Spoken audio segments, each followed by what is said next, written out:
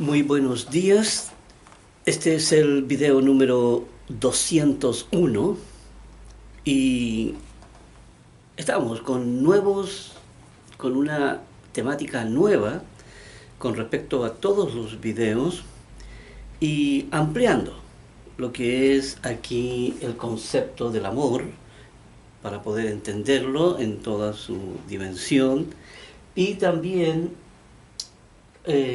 analizando aquí lo que es la definición, las propiedades y el contenido.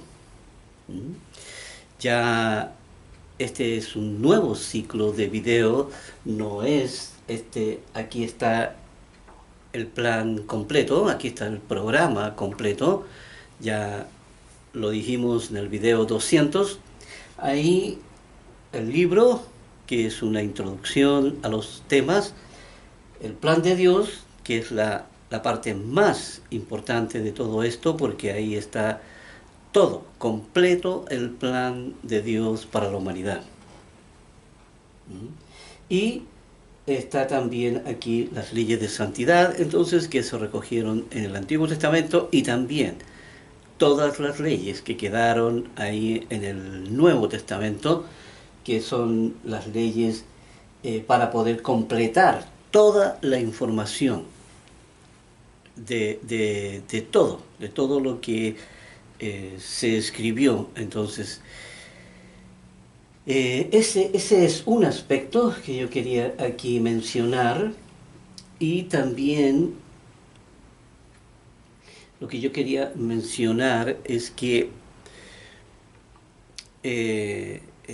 un aspecto que aquí con respecto a una frase que se dice recurrente ahí en las escrituras, y dice, como está escrito, también dice que se haga tu voluntad, también habla ahí dando a entender que es algo que algo que ya habían visto, algo que ya estaba tratado. Cuando dicen como está escrito, es cuando hablan de lo que Dios, porque hay que recordar que la Biblia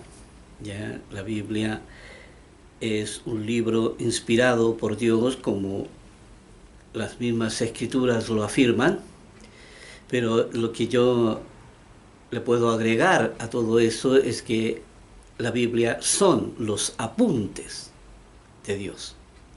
Aquí son los apuntes que Dios iba tomando porque el asunto aquí del mal era algo que nunca había existido.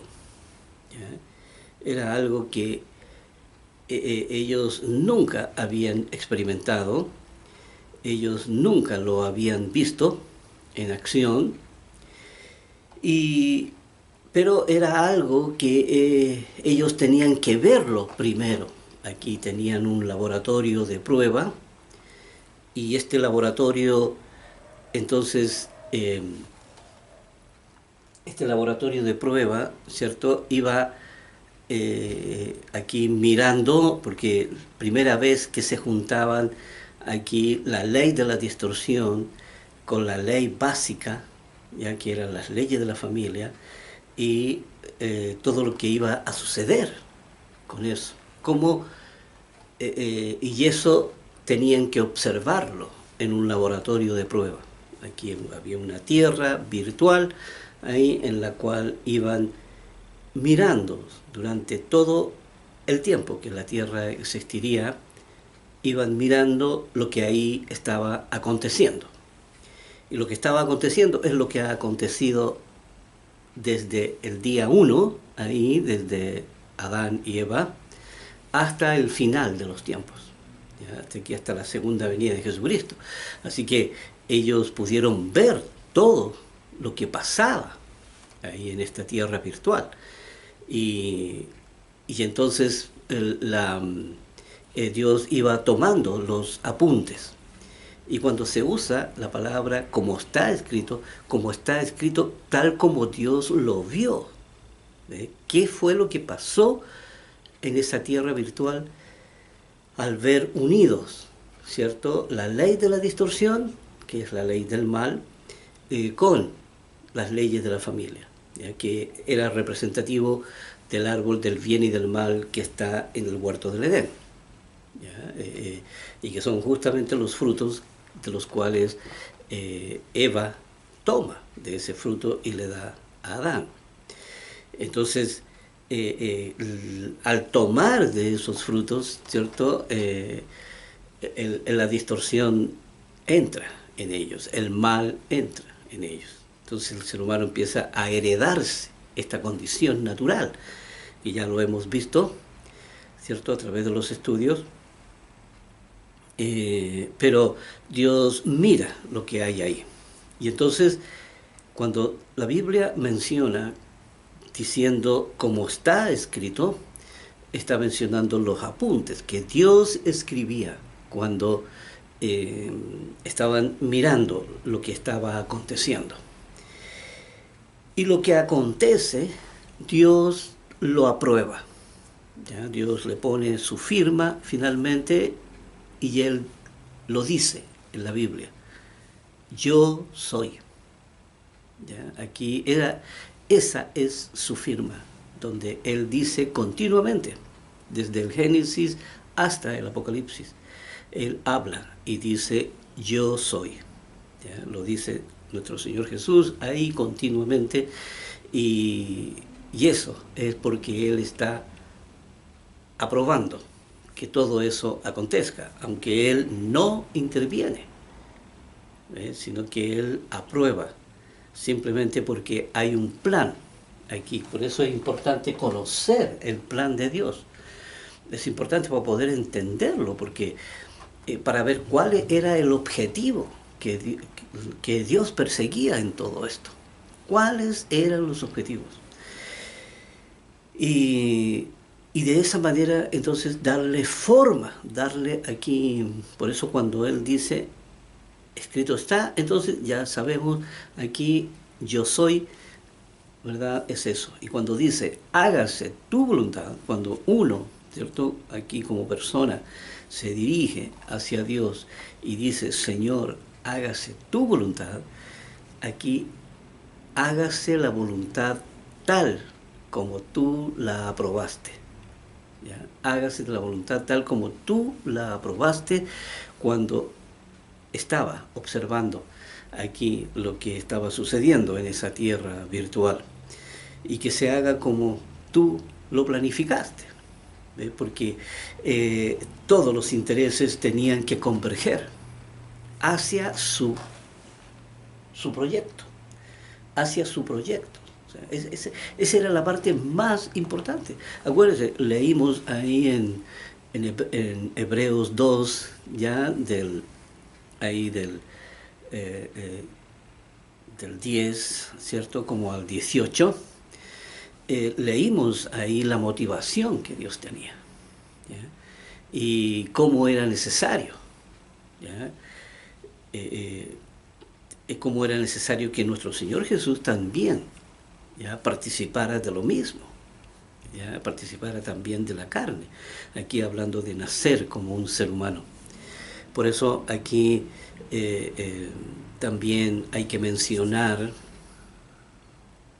¿cierto?, que aquí Dios, cuando escribe, ¿verdad?, los 10 mandamientos, ya, Dios nunca decreta la muerte, ¿ya? Dios nunca decreta como el pago, ¿cierto?, como aquí, como un decreto diciendo: mira, la persona que haga esto va a morir. ¿Ya? Aquí, como si Él fuera el juez que va a ejecutar la sentencia. No, Dios se resta de eso, ¿ya? Y ya sabemos las consecuencias del mal sobre la persona, en que la persona misma, por decisión propia, se corrompe. La persona misma aquí es la que sufre todos los males, porque Dios no podía hacer un cuerpo, ¿cierto?, un cuerpo humano, no lo podía hacer a prueba de corrupción. ¿Ya? No, porque entonces, ¿qué sentido tendría? El ser humano se podía hacer todo el mal y no se iba a corromper. No, eso no tenía sentido. Aquí Dios, el objetivo principal era que la misma persona, ¿ya?, desarraigara la información incompatible, la formación de los padres, la sacara de ahí y pusiera una nueva formación por decisión propia, y la persona misma estuviera encargada de realizar esa formación, paso a paso. Dios le iba a entregar todas las herramientas que ésta necesitaba, y aquí, tal como lo hemos visto en toda la ley, Dios le entrega toda la ley, aquí que está estipulado ahí en la Biblia. Y entonces ahí el ser humano podía, por decisión propia, en forma autónoma, podía entonces llegar hasta el final. Y aquí, en este estudio, estamos tratando el tema más importante de todo este proyecto, de todo este plan que Dios tiene, y que es el efecto amor. ¿Ya? El efecto amor, porque se trata de entenderlo. Uno aquí, el amor por lo general es algo que se siente, pero ¿cómo se describe objetivamente? Esa es la parte difícil. Esa es la parte difícil. Sabemos que existe, sabemos que está, sabemos que tiene un efecto, ¿verdad?, sobre la conducta de la persona y de las personas y hacia las personas. Entonces, ¿cómo entendemos? ¿Cierto? Y la Biblia le da esta configuración. Aquí Dios empieza a dejar entrever, entonces, en qué consiste este amor, ¿cierto?, que es un elemento necesario y vital para la salvación, pero también para la permanencia, ¿ya?, en la eternidad. También para la permanencia en la familia de Dios y así como en el reino. Ahí, entonces, a modo de introducción aquí a todo esto que estamos tratando, aquí vamos a ver una escritura que está aquí, porque el libro de Juan, o más bien dicho, el apóstol Juan, es el que más habla sobre esta temática del amor. Es el que, no digo que sea el que más se entienda, no, porque el apóstol Pablo también habla del amor, pero Juan, ¿cierto?, la especialidad, porque Dios le entregó especialidades diferentes a los apóstoles para que entonces pudieran ejecutar su obra y pudieran entonces transmitir, ¿cierto?, a quienes nacerían en los tiempos del fin. Acuérdense que ese término aquí siempre, cuando lo mencionaban ahí a donde yo estaba, siempre se me venía, ¿cierto?, diciendo tiempos del fin. Es algo que falta y es algo que está lejos todavía. Y no es así. Estábamos en los tiempos del fin. Lo dijeron las personas que estaban ahí desde Jesucristo en adelante, ¿ya? Estamos en los tiempos del fin. Y sabemos que ese es el periodo en el cual Dios, en ese tiempo del fin, es cuando lleva a cabo su gran obra. Así que aquí el libro de Juan, aquí en el capítulo 15, ¿ya?, aquí arroja más luz sobre este efecto, sobre este efecto amor. En el versículo 9, ¿ya?, ahí del versículo 9 al 17, dice: como el Padre me ha amado. Aquí aparece el amor de Dios, ¿ya?, es un amor diferente a todo lo que el ser humano conoce. El ser humano, el único amor que conoce, ¿cierto?, es el amor de la mantención de la vida, ¿verdad? es ese amor de pareja, es ese amor hacia los hijos, amor hacia todo lo que es humano, ¿verdad? Como nos conmueve a veces el sufrimiento de los demás, ¿ya? Y todo aquello que de alguna u otra manera nos enseña a solidarizar, nos enseña a cooperar dentro la familia misma, ¿verdad? A permanecer unidos y todo eso. Y ese es un amor muy básico, ¿ya? Ese es un amor muy básico y es un amor por ley, ¿ya? Es un amor por ley.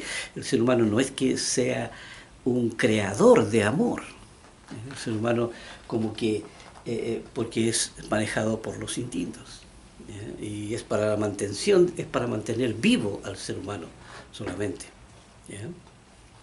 Así que aquí la mantención de la vida, ¿cierto?, tenía que estructurarse sobre la base del amor, pero era de ese amor centrado, era de ese amor que se iba a preocupar de su descendencia, ¿verdad? Porque aquí no es que la persona tiene amor, ¿cierto? Y entonces le interesan también, llega a querer a otros niños, llega a querer a otros jóvenes, llega a hacer algo por alguien. No, la persona, lo mío, ¿cierto? Primero, o sea, aquí personas que llegan a tener grandes posesiones siempre están todos centrados ahí en su familia, ¿verdad? No, es raro ver algo así. Se da, por supuesto. Hay excepciones dentro de la sociedad, pero no es la regla. Aquí el amor, entonces, ese amor es demasiado básico. Pero aquí, como aquí habla de un amor que es diferente, ¿ya? Y leamos primero estos dos primeros versículos. Dice, como el Padre me ha amado, así también yo os he amado, permaneced en mi amor. Si guardareis mis mandamientos, permaneceréis en mi amor, así como yo he guardado los mandamientos de mi Padre y permanezco en su amor. Veamos primero. Lo primero que hay que tener en cuenta, ¿cierto?, es la condición natural del ser humano. Ya vimos Efesios 5:14, ¿verdad? Y muchas otras escrituras donde habla aquí del estado natural de la persona, en que la persona está muerta. La persona está muerta, que quiere decir que está siendo guiada por las obras de la ley, que son leyes naturales, ¿ya? Y la ley de la distorsión. Está siendo guiada de esa manera y tiene los instintos, quienes envían la información a la razón y la razón obedece, porque la razón tiene un planteamiento, ahí de conciencia mínima, ¿ya? La razón, siempre se habla aquí del coeficiente intelectual y eso es totalmente falso, porque no es que la persona sea inteligente, sino que es Dios quien le ha entregado, ¿ya? Y esa inteligencia entre comillas, porque eso no se puede llamar inteligencia si eso fue entregado como un don para que la persona lo ejerza, ¿ya? Y esa es la realidad. Aquí la persona ni siquiera usa su razón, ¿ya? La persona, siempre las personas cuando hablan creen que creen que es la razón la que está hablando, ¿ya? Ellos le llaman ahí el yo, ¿ya? El yo creen que es el que está hablando y la verdad es que solamente está sacando la información, ¿cierto? O sea, el instinto está sacando la información que está en el banco de memoria, ahí, que yo le llamo banco de memoria, que es el corazón, donde está toda la grabación, y todos los recursos que tiene ahí en su corazón son los que el instinto utiliza y la razón obedece a ese impulso y luego habla, ¿ya? Por tanto, eso es lo que se llama el sentido común, eso es lo que se llama la obviedad, eso es lo que se llama aquí la, la mirada fundamental del ser humano. Así que, en el fondo, para entender esta escritura hay que primero situarse en esa condición. ¿Ya? Entonces, el ser humano no tiene conciencia. ¿Ya? Aquí la persona la persona obedece al impulso de sus instintos. Y ya sabemos cómo actúa la ley de la fe, ¿cierto? Ya, la ley de la fe, acuérdense que cuando Dios estaba en esa tierra virtual, tenía que, cuando hace al ser humano y lo pone en la tierra virtual, y pone la ley de la distorsión, las leyes de la familia y todo eso, entonces se da cuenta que el ser humano lo primero que hace es el ser humano comete el pecado, ¿cierto? Porque se ve atraído a través del estímulo. Dios sabía que eso iba a suceder y aquí la persona, ¿verdad? Como la persona se iba a ver atrapada. ¿Ya? Ahí la persona sola iba a quedar atrapada aquí en la formación del mundo y la ley de la distorsión. La ley de la familia iba a quedar ahí. Por lo tanto, le iba a distorsionar toda la verdad objetiva. Aquí el ser humano iba a pensar algo, iba a pensar que era verdad. Iba a pensar una fantasía, una imaginación, y pensaba que era cierto. Iba a haber una luz en el cielo y entonces iba a decir, estos son extraterrestres, de otros mundos, que vienen de otras estrellas. Y iba aquí a tratar de explicarse todas las cosas, pero con su imaginación, nada más, y con la poca información que tenía en su banco de memoria, ¿verdad? Y iba a tratar de explicarse algo que era tan complejo, se lo iba a tratar de explicar con un idioma escaso, ¿ya? Y la imaginación era lo único que el ser humano tiene, ¿ya? La imaginación en esta condición, cuando está guiado por los instintos. Pero Dios tenía que destrabar esa situación, porque se daba cuenta que el ser humano quedaba muerto, está mirando en la tierra virtual, el ser humano quedaba muerto, y entonces ¿cómo lo sacaba de ahí? ¿Cómo lo rescataba? Y entonces le agrega tres cosas, ¿ya? Para poder sacarlo de ahí, entonces le agrega tres cosas. Lo primero, ¿cierto? Lo primero que le agrega es la cuota de conciencia. ¿Ya? Una cuota de conciencia que le permitiera tomar la decisión para poder salir de la condición en la que estaba atrapado. Eso era lo primero. Segundo, la ley de la fe, para que pudiera entonces ejecutar, ¿cierto? La decisión que tomaba, ¿ya? Le permitiera entonces ejecutar lo que se había propuesto, ¿ya? Y tercero, se necesitaba, porque aunque el ser humano tuviera una cuota de conciencia y tuviera aquí la ley de la fe, aún así seguía muerto. Le faltaba un tercer elemento, porque ¿para dónde escapaba? ¿Cierto? Alguien tenía que venir y señalar el camino, abrir el camino. La muerte cobraba la vida de la persona, porque la corrupción, aquí el pecado, ¿ya? Es la muerte aquí. O sea, ¿cómo lo rescata de esa condición? Ya le había agregado la cuota de conciencia y la ley de la fe. ¿Cuál era el elemento que faltaba? Entonces tenía que venir nuestro Señor Jesucristo y tenía que morir sin pecado.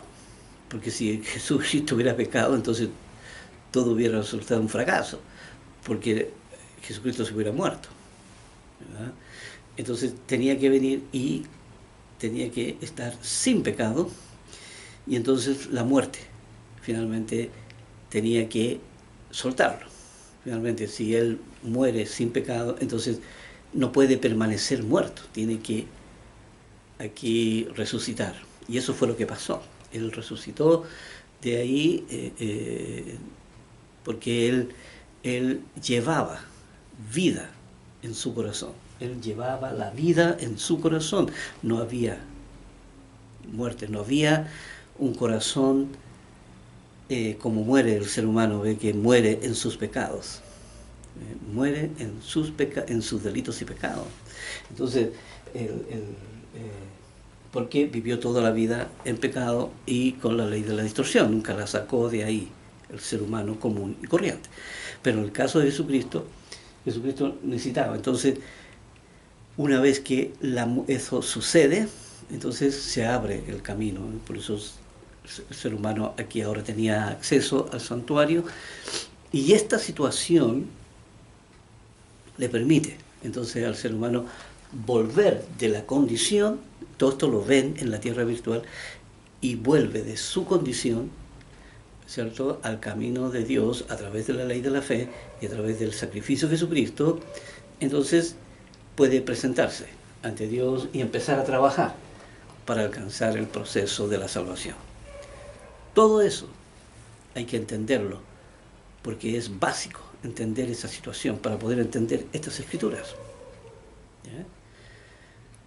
Entonces, ¿qué sucede ahora en esto? Dice, como el Padre me ha amado. Primero que todo, aquí Jesucristo le habla. ¿A quién le está hablando todo esto? Le está hablando a la razón de la persona. La razón despierta, a un ser consciente. ¿Ya? Porque acuérdense que también Dios había creado al hombre a imagen y semejanza de él, ¿cierto? Y el hombre eran los únicos seres conscientes que había. Era Dios y el Verbo y el ser humano. Eran los únicos seres que tenían conciencia. Todos los demás seres que existían no tenían conciencia como la de ellos. Aquí el ser humano, por eso se le entrega una pequeñísima cuota de conciencia, ¿cierto? Y como el ser humano tenía que desarrollar su propia autonomía, entonces esa cuota le serviría. Entonces, ¿ya? De esa manera es como se crece.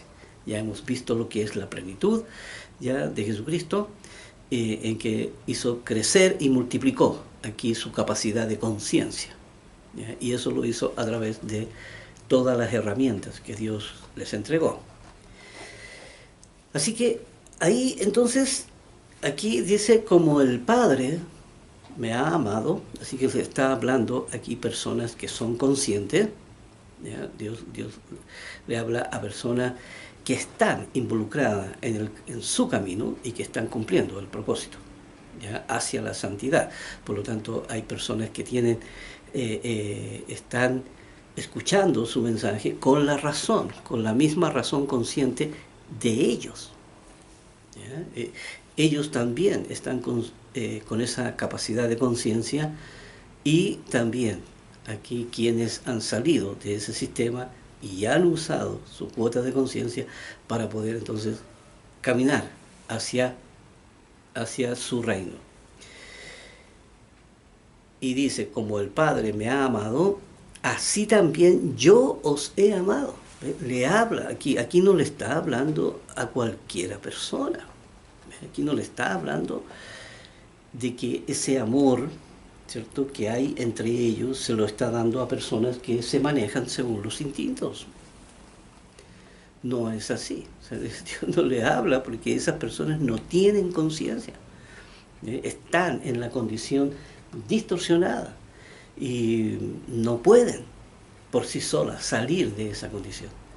Por eso uno puede llegar a ser religioso, ¿sí?, pero si no sigue el camino de la verdad, porque el camino de la verdad está señalado desde cómo comienza hasta cómo termina, y uno tiene que seguir ese camino.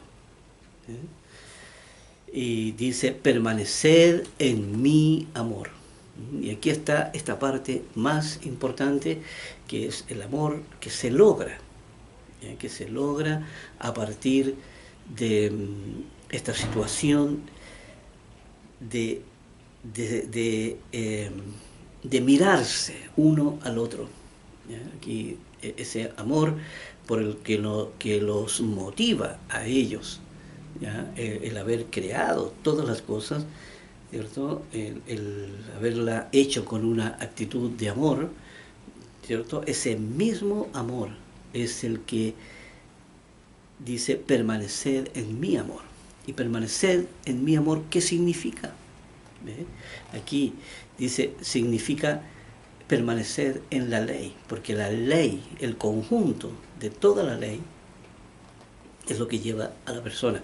Veamos lo que dice aquí en el versículo 10, dice, si guardareis mis mandamientos, permaneceréis en mi amor. Esa es la forma, ve aquí, de permanecer en el amor de Dios, porque eso es lo que va a crear, está creando una estructura, ¿ya? Una estructura de amor, está creando. Dice, permaneceréis en mi amor, así como yo he guardado los mandamientos, porque Él también se convierte en hombre y también aquí pasa por el mismo proceso. Dice, he guardado los mandamientos de mi Padre y permanezco en su amor. ¿Ve? Ahí se permanece, y quiere decir que la palabra permanecer es una palabra que trasciende. ¿Ya? Que quiere decir que lo hace para siempre. ¿Ya?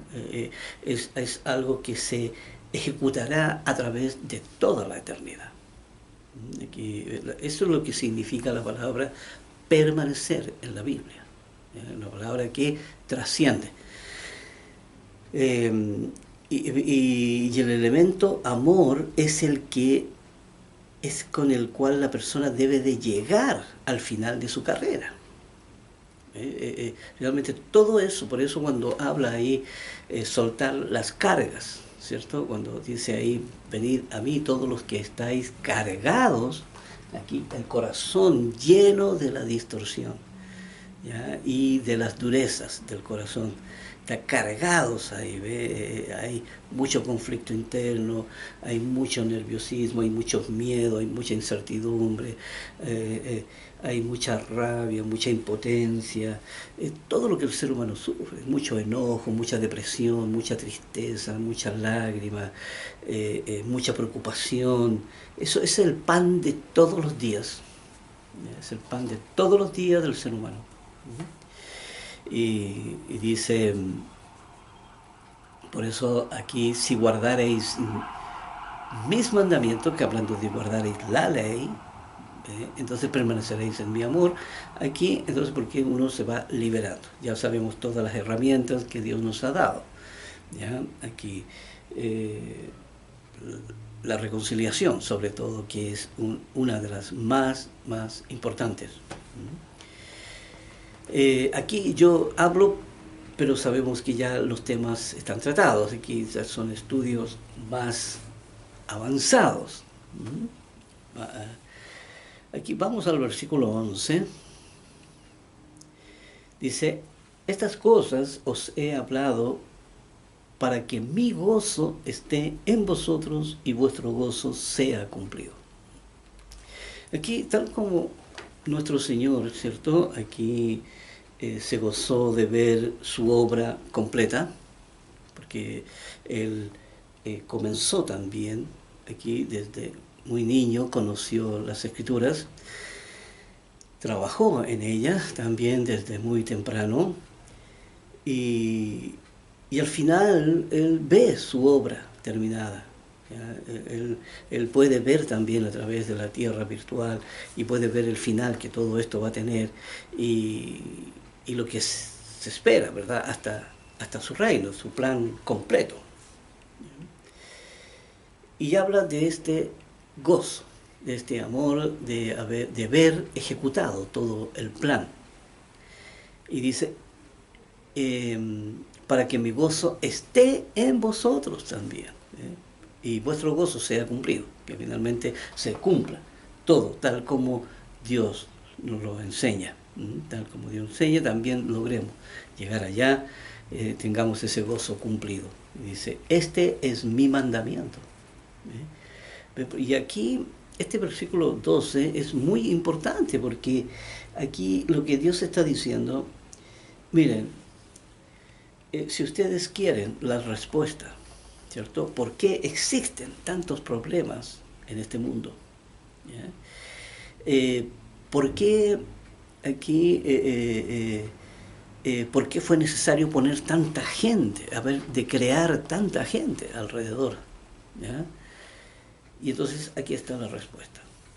Dice, este es mi mandamiento, que os améis unos a otros como yo os he amado.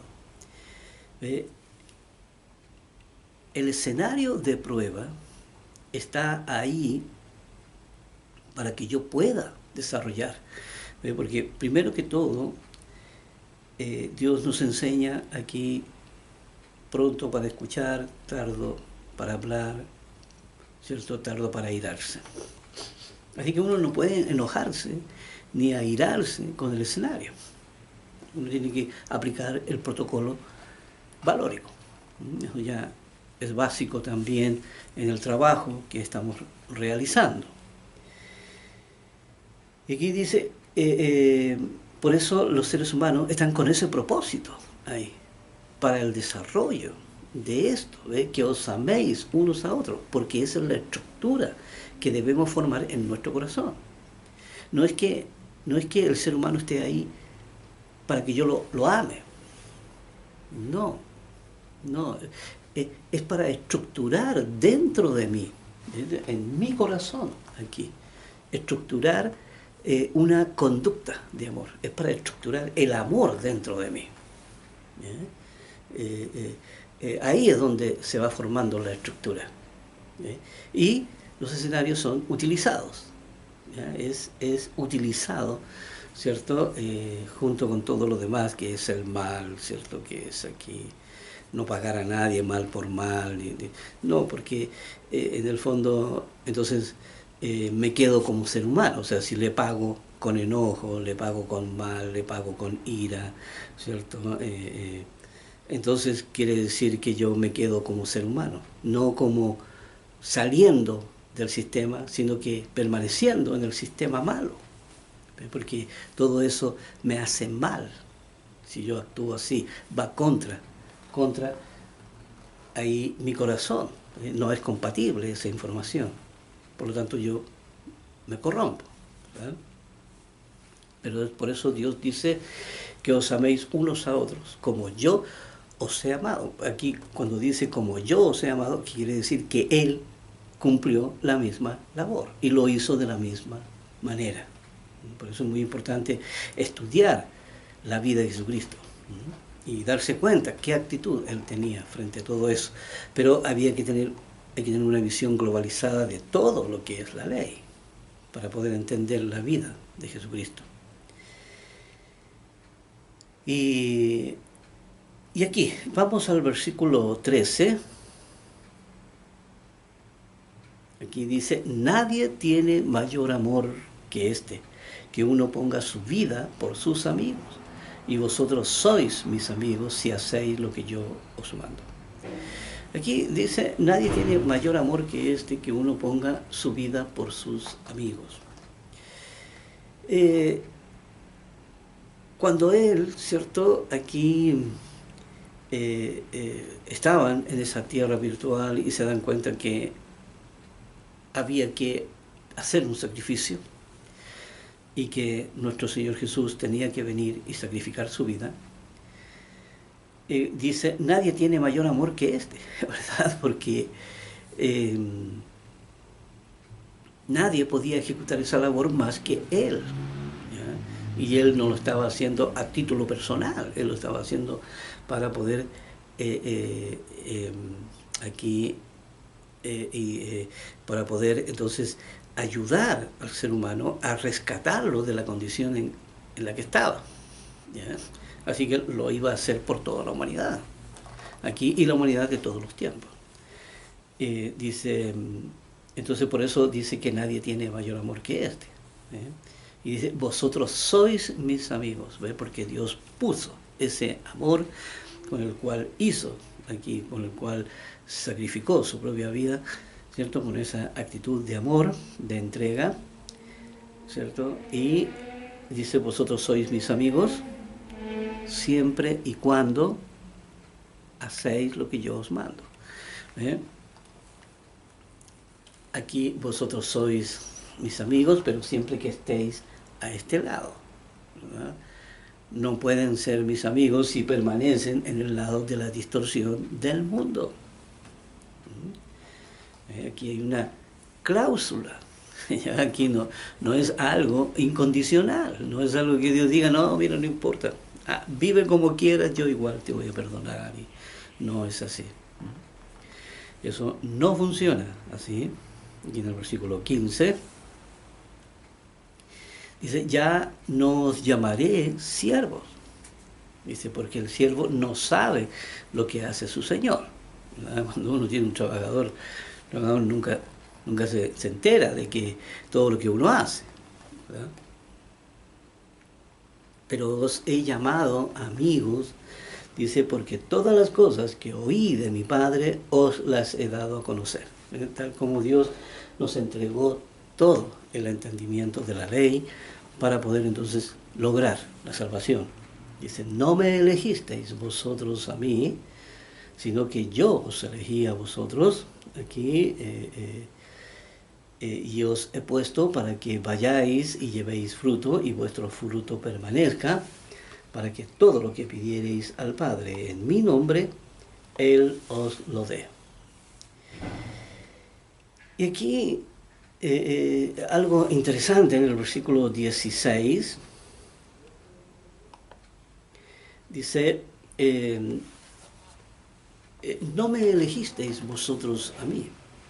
Y es muy difícil, ¿verdad? Aquí si era Él el que había existido toda la eternidad.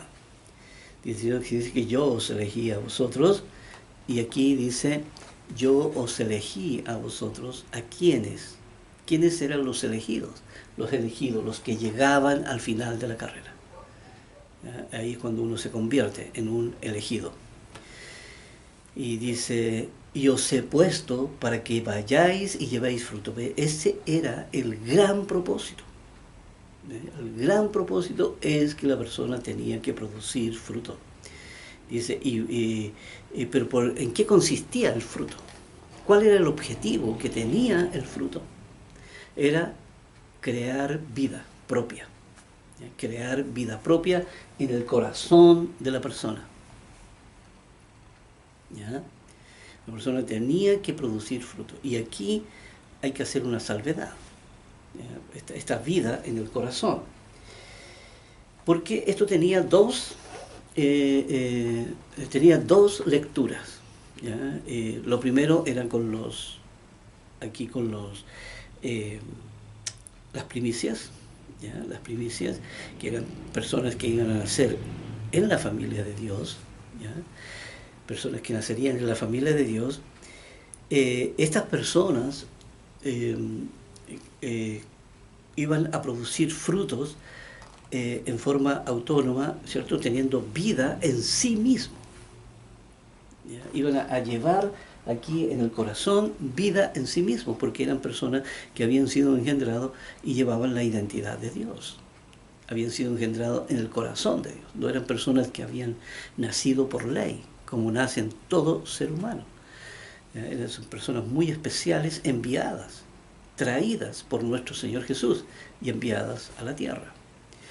Ya sabemos esa historia, ¿ya? Y por eso aquí los frutos que produjeran esas personas eran vida en sí mismo. ¿Ya? Igual como ellos, como Dios y como el Padre y como el Hijo tienen vida en sí mismo, ¿ya? Que no se alimentan de una fuente central, ¿ya? No es que estén extrayendo la energía, ¿verdad? Como nuestro Señor Jesús, que tiene el poder para poder sostener toda la creación con su energía, con su poder, ¿no? Y se alimenta el sol, nosotros también dependemos de esa energía de Dios, y Dios es el que mantiene en movimiento y mantiene vivo toda la creación. Pero aquí estas personas iban a crear vida en sí mismas, ¿ya? Iban a tener vida propia, no iban a depender de la vida del Padre. Por eso iban a ser semejantes a ellos, miembros de la familia de Dios. y eso lo llevaba a vida en su corazón. Por eso es importante los frutos de ellos, ¿ya? Los frutos de ellos, de las primicias. Ahora, los frutos de los justos ya era otra cosa. Ellos iban a producir frutos, ya, y todo, pero la vida, ¿ya? La vida propia en sí misma tenía que entregársela a Dios. Dios es el que le entregaba la vida eterna, ¿ya? La persona lleva vida ahí, pero tiene que Dios entregarle. ¿Ve? Ya no lleva vida en sí mismo. La persona no puede crear vida en sí mismo, pero tiene que producir los mismos frutos, ¿ya? Y los frutos apoyados, ¿cierto?, por los valores, por la moral, por los mandamientos, por la fiesta santa, ¿verdad? Toda la ley de Dios, ¿no? Toda la ley de Dios, que es la que finalmente produce este fruto del amor. Y de esa manera, entonces,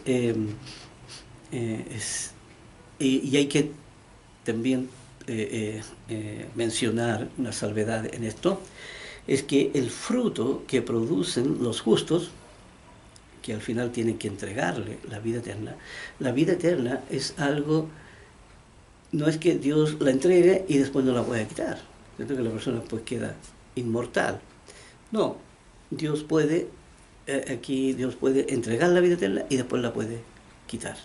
O sea, no así los hijos ya tienen vida en sí mismos, ¿ves? Son seres muy, muy especiales que nacen en su propia familia, ¿no? Aquí propio de del amor que en ellos hay, propio del amor que en ellos hay, porque esa es la motivación, y los seres, aquí las primicias, serán hechos de la misma manera que ellos. Así que al final dice, para que vayáis y llevéis fruto, y vuestro fruto permanezca. Este fruto permanezca, que quiere decir que pueda trascender, que los lleve a la trascendencia. Dice, para que todo lo que pidáis, ¿cierto?, al Padre, Él os lo dé. Y acuérdense que esto ya lo hemos hablado. Aquí el Padre, todo lo que pidierais al Padre, Él os lo dé. Aquí ya sabemos que tiene que hacer de acuerdo a la voluntad. Tiene que ser de acuerdo a su voluntad, de acuerdo a lo que vieron en esa tierra virtual de cómo se harían todas las cosas. ¿Ya? Aquí, de acuerdo a su voluntad, de acuerdo a cómo Él aprobó todas las cosas. Aquí no podemos convertir a Dios en un genio, ¿verdad? El genio de la lámpara. Aquí, Dios aquí le va a conceder todos los deseos a uno. No, porque eso no tiene ningún sentido, ni tampoco tiene ningún norte. El único norte que existe es el camino hacia la salvación. Y aquí en el versículo 17 dice, esto os mando, aquí le pone la firma, que os améis unos a otros. Finalmente, ese es el objetivo final, ¿ya?, que se persigue aquí, en que uno tiene que estructurar, ¿ya?, con amor toda la estructura interna del corazón de la persona, porque de esa manera tiene que alcanzar la santidad. Bien, ahí entonces estas tremendas escrituras, ya estas tremendas escrituras aquí que hablan sobre la condición y arrojan mucha luz, de lo que es el amor de Dios. Vamos a ir aquí al capítulo 17, versículo 26. Dice, y les he dado a conocer tu nombre, y lo daré a conocer aún, para que el amor con que me has amado esté en ellos, y yo en ellos. ¿De quién está hablando? Aquí, obvio que está hablando, ya conocemos este capítulo 17, que está hablando de las primicias. Por eso dice, yo les he dado a conocer tu nombre. Ve aquí, para la identidad, ¿cierto? Para que sepan quién eres tú, ¿cierto? Por eso dice, les he dado a conocer tu nombre, para que sepan. Aquí Jesucristo diciéndole al Padre, para que sepan quién eres tú, les he dado a conocer tu nombre. Pero esto es a las primicias. Recuerden que para la creación de los justos, ¿ya?, Dios utiliza la ley de la fe. Pero la creación para las primicias, Dios utiliza la identidad. ¿Ya? Dios utiliza la identidad y eso es lo que dice aquí. Él les he dado a conocer tu nombre, tu identidad, quién eres tú. ¿Ya? Y esa identidad es la que se junta con, o se identifica o hace en contacto con la identidad de Dios, de las personas que son primicias en este mundo. Y dice, y lo daré a conocer aún, porque faltaba todavía mucho tiempo para que nacieran más hijos. Dice, para que el amor con que me has amado, el amor con que has hecho todas las cosas, ¿ya?, la motivación, dice, esté en ellos y yo en ellos, que finalmente sea el elemento unificante de toda la familia.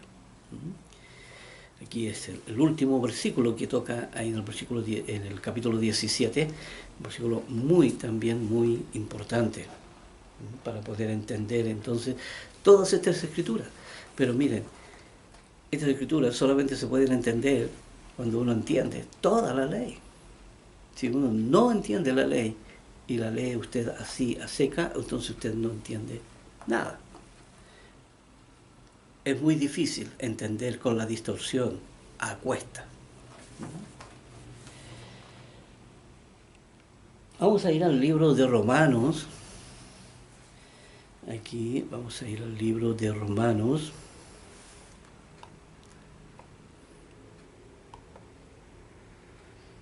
Aquí hay un libro que yo paso por alto siempre y es el libro de los Hechos de los Apóstoles. Si bien ahí hay varias leyes de santidad, pero son leyes que se repiten en todas partes y aquí están dadas dentro de un contexto más personalizado, en el sentido de que son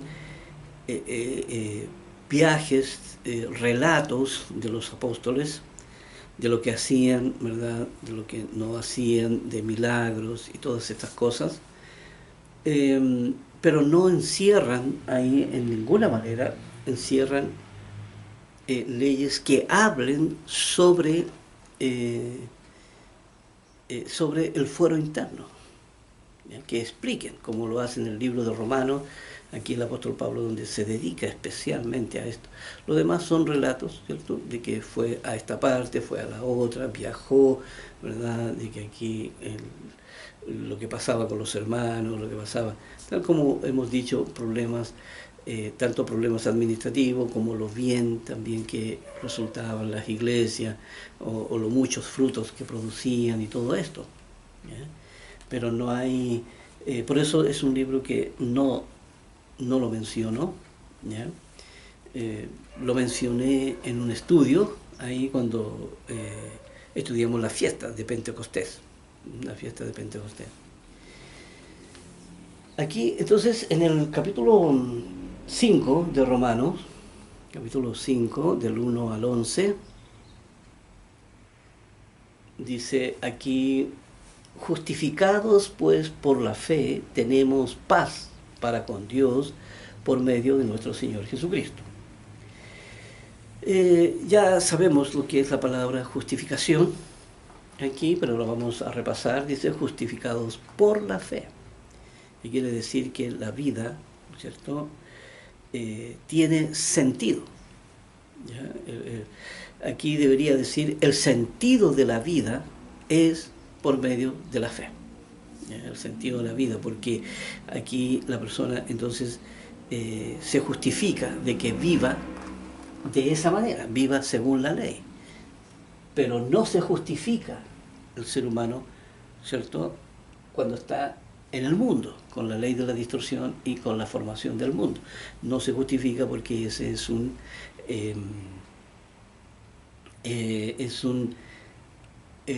para la mantención de la vida, ¿cierto? Y también eso no tiene ningún norte, ¿verdad? Si Dios hubiera dicho, bueno, si la persona permanece en esa condición, bueno, va a ir a parar allá, ¿cierto? Y van a vivir de esa manera y todo, ¿no? Y entonces los que vivan según mi ley, entonces van a vivir de esta manera. No, no. La única manera, el único camino que hay es que hay un camino hacia la vida, ¿cierto? El árbol de la vida, y el otro camino hacia el árbol de la muerte, ¿ya? Tal como está descrito en el huerto del Edén, estos dos árboles simbólicos aquí. Por tanto, el mundo, así como está, no tiene ningún sentido, por eso va a ser destruido, por eso va a ser borrado finalmente y va a ser todo nuevo. Por eso dice aquí, justificados pues por la fe. Sí, ese es el camino en que la vida se puede justificar, en que la vida sí se puede entender. Entonces, aquí sí eso tiene sentido. Dice, por la fe, entonces tenemos paz para con Dios. Tenemos paz para con Dios, porque ya Dios está cumpliendo su plan, su propósito. Ya no está la ira sobre nosotros, ¿cierto? Diciendo, oye, sabes que estas cuestiones ya no me sirven, aquí estos seres humanos ya no me sirven, así que los voy a quitar, los voy a borrar.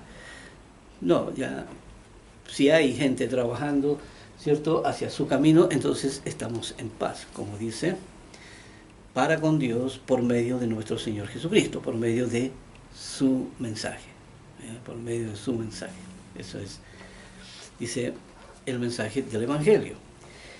Dice el versículo 2, por quien también tenemos entrada por la fe. ¿Ya? Tenemos entrada aquí, el camino de la fe. Aquí tenemos entrada a través de la fe. ¿Ya? Esa es la puerta. ¿Ya? Dice, tenemos entrada entonces a esta gracia, por la fe a esta gracia. ¿Cuál era la gracia, cierto?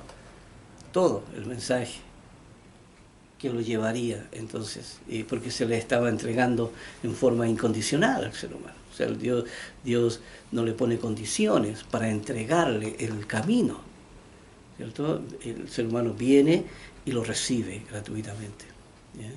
Y Dios se lo entrega para que la persona trabaje en él. Por eso dice, por la medio de la fe a esta gracia en la cual estamos firmes, hablando del fundamento sobre el que se edifica, dice, y nos gloriamos en la esperanza de la gloria de Dios. Entonces nos gloriamos entonces en esta esperanza que tenemos allá de lo que Dios nos ha prometido, las promesas de Dios. Y el versículo 3 dice, y no solo esto, sino que también nos gloriamos en las tribulaciones, sabiendo que la tribulación produce paciencia, y la paciencia prueba, y la prueba esperanza. Pero quería, antes de continuar ahí con eso, ¿cierto?, que en la producción de frutos, aquí, dice, nos gloriamos en las tribulaciones, aquí en las tribulaciones, porque la tribulación es la que cumple este papel fundamental de producir autonomía. Porque finalmente en el escenario mismo la persona tiene que tomar la decisión, ¿ya? Le contestará ojo por ojo o usará el protocolo valórico. Vuestra gentileza sea conocida de todos, dice la ley. ¿Ya? Vuestra gentileza sea conocida de todos. Y entonces, ¿cómo? En ese momento la persona tiene que tomar la decisión. O le contestará mal por mal, ¿cierto?, con rabia, con enojo, con ira, o con el protocolo, ¿cierto?, aquí que Dios nos ha enseñado, el protocolo valórico. Y como dice aquí, sabiendo que esa situación, ¿cierto?, va a producir paciencia. La paciencia va a producir la prueba, ¿verdad? Aquí va a ser probada la paciencia, y la prueba va a producir esperanza, ¿cierto? Porque no estamos trabajando en vano, aquí soportamos eso, ¿verdad? Y dice, y la esperanza no avergüenza. Dice, porque el amor de Dios ha sido derramado en nuestros corazones por el Espíritu Santo que nos fue dado. ¿Por qué? ¿Ve? El amor de Dios, finalmente, derramado aquí, en nuestros corazones, por el Espíritu Santo, que es mediante el mensaje de Dios, el Espíritu de la ley, el mensaje de Dios puesto en el corazón de la persona, que nos fue dado. ¿Ve? Esta es la vida que se va depositando ahí en el corazón de la persona. 5:5 de Romanos quedamos. Nos veremos en el próximo video.